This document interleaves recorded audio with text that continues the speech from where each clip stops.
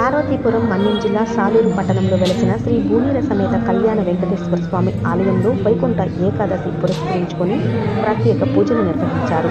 ఆలయానికి భక్తులు పెద్ద ఎత్తున వచ్చి స్వామివారిని దర్శించుకున్నారు. పార్వతీపురం మన్యం జిల్లా సాలూరు పట్టణంలో పెద్ద కోమటిపేట రామాలయంలో వెంకటేశ్వర స్వామికి వైకుంఠ ఏకాదశి పురస్కరించుకొని ప్రత్యేక పూజలు నిర్వహించారు.